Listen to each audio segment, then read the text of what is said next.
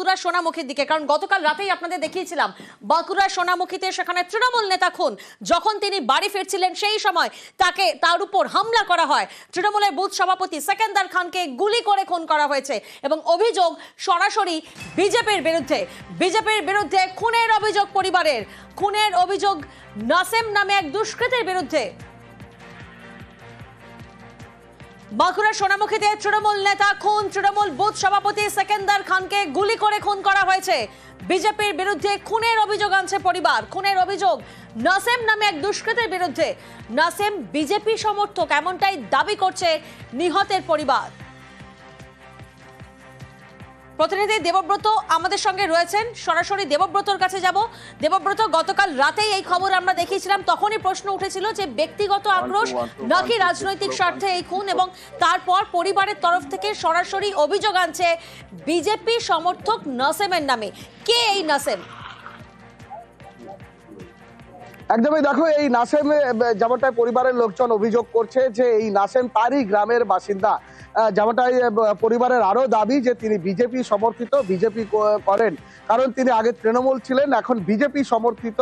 এটাই কিন্তু অভিযোগ করা হয়েছে এবং তার বিরুদ্ধে এই অভিযোগ ইতিমধ্যেই তদন্ত শুরু করেছে পুলিশ। যদিও নাসেম এলাকায় নেই, নাসেমকে এখন খুঁজে পাওয়া যাচ্ছে না, তবে কে বা কারা এই গুলি করেছে সেটা নিয়ে ইতিমধ্যেই তদন্ত শুরু করেছে পুলিশ। তোমাকে জানাবো যে এই সেকেন্দার খান তিনি এলাকায় প্রভাবশালী তৃণমূল নেতা। 2021 বিধানসভা, পঞ্চায়েত নির্বাচন এবং 2024 লোকসভা নির্বাচন, এই সমস্ত নির্বাচনে তিনি নিজে দাঁড়িয়ে থেকে তৃণমূলকে লিড দেওয়া করিয়েছেন। কখনো কনভেনার ছিলেন, কখনো বিভিন্ন পদে ছিলেন তৃণমূল কংগ্রেসের। আর তার কারণেই কিন্তু বিরোধীদের একটা চিন্তার কারণ হয়ে দাঁড়িয়েছিল।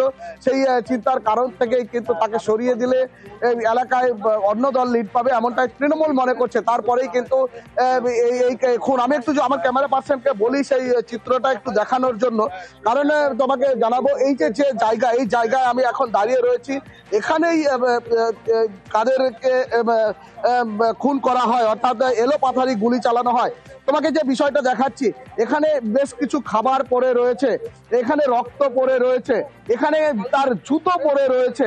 অর্থাৎ এই যে রাস্তা দেখতে পাচ্ছ তুমি, এই রাস্তা হয়েই কিন্তু যে পখন্না বাজার, সেই পখন্না বাজার থেকে এই কাদের তিনি মোটর বাইক করে অন্যান্য দিনের মতো তিনি বাড়ি ফিরছিলেন এবং বাড়ি ফেরার পথে এই নির্জন এলাকা, চারিদিকে কিন্তু ফাঁকা শুনশান। গতকাল রাতে অন্ধকার ছিল, সেই অন্ধকারেই কিন্তু একেবারেই তাকে টার্গেট করে মারা হয়, এমনটাই পরিকল্পিতভাবে মারা হয়, এমনটাই কিন্তু আমাদের সঙ্গে থাকো। পরিবারের তরফ থেকে ঠিক কি অভিযোগ সামনে আনা হচ্ছে শোনাবো আপনাদের। আমার স্বামী তৃণমূল করতো, নাসিম বলতো না তোকে দুবারে তৃণমূল করতে, ও বিজেপির লোক হয়েছে। আমার স্বামী 3 বছর ওকে তৃণমূলে রেখেছে, ওকে যুবক সভাপতি, বুথ সভাপতি হয়েছে। ও 4 বাজে না খেতে দেবে না, আমার স্বামী 1 টাকা পকেটে রাখে না। আমি শাস্তি চাই, ওর বিজেপির লোক, ও ছেলে ওর ফাঁসি চাই আমি। ওরা 6-7 জন মিলে আমার স্বামীকে মেরেছে, আরো ওদের দলের লোক আছে। আরেকবার মেরেছিল, হাত পা ভেঙে দিয়েছিল, নিয়ে এসে আবার হসপিটালে ভর্তি করে তাকে আবার ভালো করে ও আমার স্বামীকে এরকম করে হত্যা করে মারলো। দেবব্রত আমাদের সঙ্গে রয়েছেন। দেবব্রত, যেমনটা তুমি স্পটের জায়গা আমাদেরকে দেখাচ্ছিলে, যে মেন জায়গা থেকে যে স্পটে এই হামলা করা হয় সেটি একেবারে শুনশান জায়গা ছিল, একেবারে নির্জন এলাকা, এবং সেই জায়গাতেই হামলা করা হয়। কিন্তু প্রশ্ন এখানে, এই পরিবারের তরফ থেকে অভিযোগ করা হচ্ছে যে এর আগেও একাধিকবার হামলা করা হয়েছে। সেক্ষেত্রে বিজেপির বিরুদ্ধে যখন সরাসরি এই অভিযোগ আসছে, বিজেপির স্থানীয় নেতৃত্বের কোনো বক্তব্য আমরা পাচ্ছি? একদমই, সোনামুখী বিধানসভার বিজেপি বিধায়ক দিবাকর ঘরামের সঙ্গে আমরা এই বিষয় নিয়ে কথা বলেছিলাম। তিনি বলছে এটা তৃণমূলেরই গোষ্ঠীদ্বন্দ্ব, কারণ এর আগেও একাধিকবার এই এলাকায় তৃণমূলের গোষ্ঠীদ্বন্দ্ব প্রকাশ্যে এসেছে। তাদের যে কোন্দল, সেই কোন্দল প্রকাশ্যে এসছে এবং তাদের গোষ্ঠীদ্বন্দ্বের জন্যই কিন্তু এই ঘটনা ঘটেছে। এর সঙ্গে বিজেপি কোনো রকম দায়ী নয়, তবে কে গ্রেপ্তার হয় সেটাই দেখার, এমনটা কিন্তু বিজেপি বিধায়ক দিবাকর ঘরামের দাবি। সম্পূর্ণ বিষয়টি অস্বীকার করে তিনি তৃণমূলের ওপরে দায় সেরেছেন। তোমাকে আরো একবার যদি আমি দেখাই, এই শুনশান প্রায় 2 কিলোমিটার জায়গা, শুনশান পাকা জায়গা, এই জায়গাটাকেই বেছে নেয় দুষ্কৃতীরা এবং সেখানেই তাকে একেবারেই দেবব্রত, এবং এই জায়গাতেই তৃণমূল নেতাকে লক্ষ্য করে 3 রাউন্ড গুলি চালানো হয়।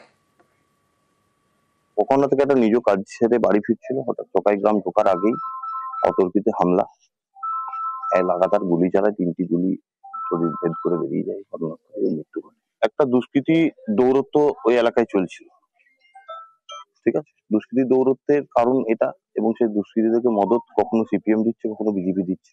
তাহলে সামনে 26 নির্বাচন, তাকে সরিয়ে দিলেই পথের কাঁটা সরবে। অবশ্যই প্ল্যানিং, কারণ সে একা আছে, বাইক নিয়ে একা বাড়ি ফিরছে, এবং একটা নির্জন জায়গা যেখানে জনমানুষ শূন্য, সেই জায়গায় তাকে আক্রমণ করা হয়েছে। সব জায়গায় শুধু ভাগবাটোয়ারা নিয়ে আমরা আগে দেখেছি, মালদা, মুর্শিদাবাদ এই সমস্ত জায়গায় হয়েছে, তো সেটা আমরা সোনামুখীতেও দেখতে পাচ্ছি। মরছে তৃণমূল, মারছে তৃণমূল। এই নোংরা রাজনীতি, নোংরা সংস্কৃতি, নোংরা কালচার এই তৃণমূল কংগ্রেস পশ্চিমবাংলায় চালু করেছে। এই শান্ত সোনামুখীকে অশান্ত করলো তৃণমূল কংগ্রেস। এইরকম গোষ্ঠীদ্বন্দ্বের খবর ওই এলাকায় আমরা বহুদিন থেকে শুনছি, আর দায় চাপানোর চেষ্টা করছে এই বিরোধীদের উপর। কিন্তু আমরা দেখব পরে কোন লোকটি অ্যারেস্ট হয়। এত আগ্নেয়াস্ত্র কোথা থেকে আসে?